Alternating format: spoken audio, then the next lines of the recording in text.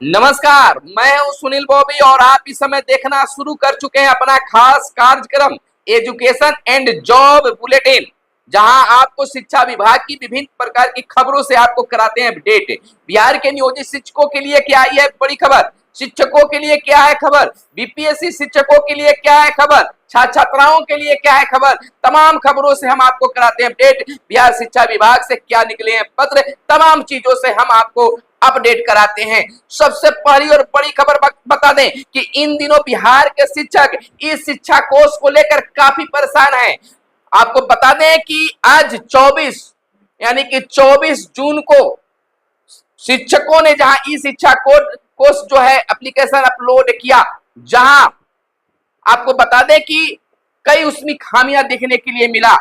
जैसे खोल रहे हैं कहां पर है और कहां उनका एरिया दिखा रहा है, यानी कि आप कह सकते हैं कि लोकेशन में गड़बड़ेशन हो रहा है, किसी को खुल नहीं पा रहा है बहुत तरह के। तो इस तरह की बात है 25 जून को कैसे होगा, यानी कि बस कुछ ही समय बच गए हैं। 25 जून को उन्हें बनाने की बात कही जा रही है, वो अपलोड भी नहीं किया जा सका है, बहुत सारे सुधार की बात है। एक साथ 6 लाख 7 लाख शिक्षकों की हाजिरी एक एप्लीकेशन पर बनेगा, क्या वह सही से चल पाएगा? और कई जगहों पर, कई ग्रामीण क्षेत्रों में नेटवर्क की दिक्कत होती है, इस स्थिति में कैसे हो पाएगा?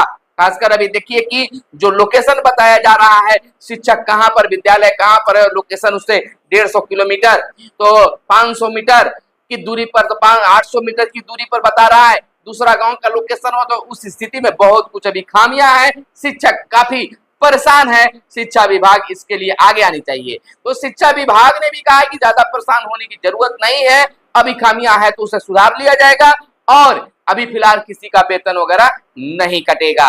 तो शिक्षक भी प्रयास करें और इधर शिक्षा विभाग भी प्रयासरत है, इसमें सुधार कर शिक्षकों के बीच लाए। इसी बीच शिक्षकों ने एक और मांग कर दी है कि अगर इस शिक्षा कोष पर शिक्षकों की हाजिरी बनवानी है तो हमें टैबलेट आदि दिया जाए ताकि हमें सुविधा मिल सके। अब इस पर विभाग का क्या निर्णय होता है, हालांकि शिक्षा विभाग भी इस प्लानिंग में है कि शिक्षकों को टैबलेट दिया जाए, लेकिन कब दिया जाए यह तो आने वाला वक्त ही गवाह होगा। इधर एक और बड़ी खबर है कि बहुत सारे बिहार के शिक्षक जो हैं एफएलएन ट्रेनिंग में हैं और इस ट्रेनिंग के दरमियान ही 29 जून को प्रधान शिक्षक की परीक्षा होने वाली है। शिक्षक परेशान है कि हम प्रधान शिक्षक की परीक्षा में कैसे शामिल होंगे जबकि हम एफएलएन प्रशिक्षण में हैं। उनके लिए विभाग को खास पत्र निकालने की जरूरत है और शिक्षकों ने मांग भी किया है, यानी बिहार के नियोजित शिक्षकों ने मांग किया है कि प्रधान शिक्षक की परीक्षा में शामिल होने के लिए हमें आदेश दिया जाए और अवकाश दिया जाए ट्रेनिंग से, ताकि हम ससमय अपने परीक्षा केंद्र पर पहुंचकर एग्जाम दे सके। इधर अब बिहार के नियोजित शिक्षक जो है डिजिटल आंदोलन शुरू कर दिए हैं।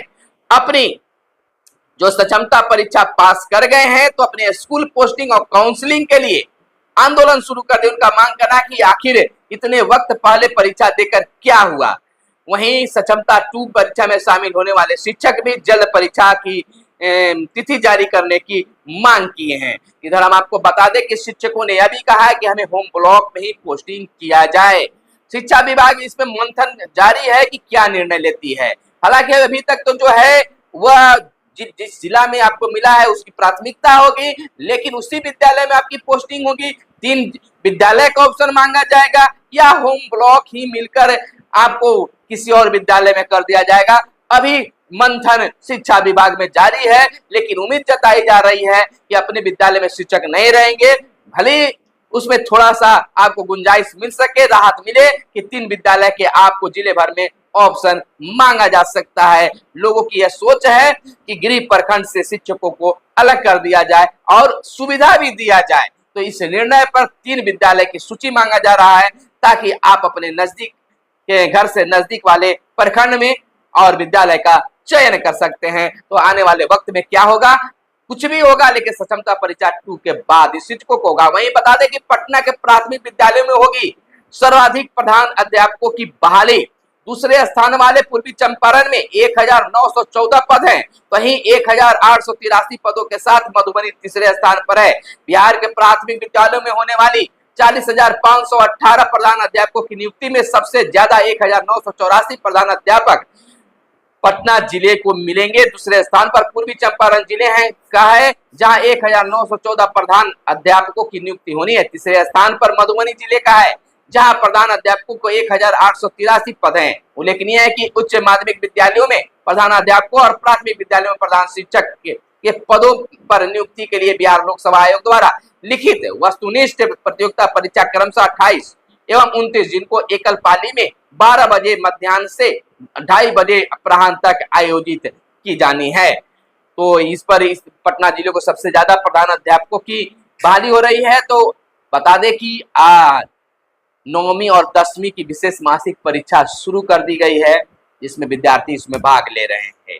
तो वहीं मध्याह्न भोजन में अभी दूध नहीं मिलेगा। 1 जुलाई से 44 प्रखंडों में स्कूलों में शुरू होनी थी योजना, लेकिन योजना को टाल दी गई है। नई व्यवस्था कब से लागू होगी, तिथि अभी तय शिक्षा विभाग के द्वारा नहीं किया गया है। जबकि के पाठक जब अपर मुख्य सचिव के रूप में शिक्षा विभाग में थे, तो उनके द्वारा यह निकाला गया था कि बच्चों को अब दूध भी मिलेगा, लेकिन फिलहाल इस योजना को टाल दिया गया है। तो वही हम आपको बता दें कि हर माह की 25 तारीख को दे अनुपस्थिति विवरणी, यानी कि विभिन्न जिलों से यह खबर आ रही है कि 25 तारीख तक अब्सेंटी जो होता है वो शिक्षकों को देने की बात हो रही है, ताकि समय उनका वेतन का भुगतान किया जा सके। तो वहीं बीपीएससी शिक्षकों ने भी ट्रांसफर की मांग करने लगे हैं, लेकिन इस तर्क दिया जा रहा है कि जब तक 3 साल पूरे नहीं होंगे तब तक बीपीएससी शिक्षकों की तबादला संभव नहीं है। तो वहीं शिक्षक संघ के चुनाव पर हुई चर्चा, यानी सिवान से खबर निकल कर आई है कि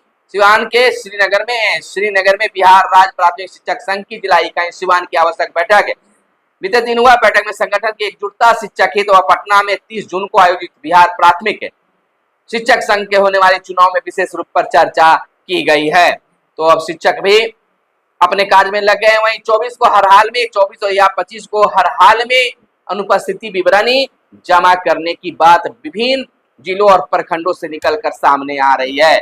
वहीं प्रश्न पत्र हजारीबाग के स्कूल से निकला था, हुआ मिलान। प्रश्न पत्र पर दर्ज कोड के मिलान से हुआ खुलासा। पटना के स्कूल से मिले प्रश्न पत्र का विवरण जारी हुआ है, तो इस पर जांच की प्रक्रिया शुरू है। इधर पकड़े जाने के भय से क्षमता के लिए नहीं कर रहे हैं आवेदन। टीएटी, एसटीएटी व बीटेट के एक ही रोल नंबर पर कई जिलों में है शिक्षक कार्यरत। तो ऐसा बताया जा रहा है कि वैसे शिक्षक इसमें भाग नहीं ले रहे हैं कि काउंसलिंग के दौरान हमारी फर्जीवाड़ा पकड़ा जाएगा, लेकिन हर हाल में फर्जीवाड़ा का भंडाफोड़ होना फिलहाल तय है। इधर 5 साल में भी सैकड़ों शिक्षकों को नहीं हुआ 15% बढ़ोतरी का एरियर भुगतान। सिवान जिले से खबर निकल कर आई है। कमोबेश विभिन्न जिलों में ऐसी बात है कि प्राइमरी तथा मिडिल स्कूलों में पदस्थापित सैकड़ों नियोजित शिक्षकों को 15% वेतन बढ़ोतरी का एरियर भुगतान नहीं हो पाया है। यह बड़ी खबर निकल कर शिक्षकों के लिए आई है। तो वहीं शिक्षक बहाली के नाम पर फर्जी ज्वाइनिंग लेटर देने वाले 3 धाराएं थावे। शिक्षक बहाली का फर्जी ज्वाइनिंग लेटर देने वाले गिरोह के 3 सदस्यों को गिरफ्तार किया गया है।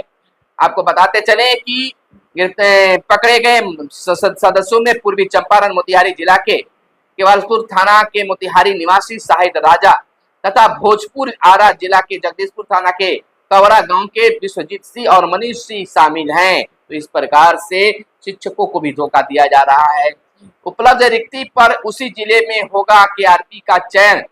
250 रिक्त पदों पर नियुक्ति का दिया गया है आदेश। डीएम की अध्यक्षता में, यानी मुजफ्फरपुर डीएम की अध्यक्षता में बनी नियोजन समिति की मुहर पर होगी बहाली। राज्य स्तर से एनआईसी भेजेगा मेधा सूची, जिला समिति करेगी इसकी जांच।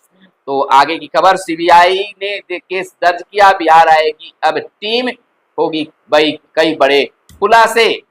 तो शिक्षकों छात्रों की भविष्य की बात है। बिहार सरकार ने सीबीआई को सौंप दिया है जांच। वहीं आधार के लिए स्कूली बच्चों को उनके बनेंगे जन्म प्रमाण पत्र, यानी आधार के लिए स्कूली बच्चों के बनेंगे जन्म प्रमाण पत्र। शिक्षा विभाग के जिलाधिकारियों को निर्देश, प्राथमिकता के आधार पर बनवाए जाए बर्थ सर्टिफिकेट। तो अब आधार कार्ड पर शिक्षा विभाग काफी जोर दिए हुए है कि जब तक आधार कार्ड नहीं बनेगा, विद्यालय में बच्चों का नामांकन नहीं हो पाएगा। तो खास शेड्यूल के साथ जो है कार्य किए जा रहे हैं और शिक्षा विभाग की इसके लिए आगे भी आ रही है। तो फिर मिलते हैं अगले वीडियो में, तब तक के लिए दीजिए इजाजत। जय हिंद, जय भारत, वंदे मातरम।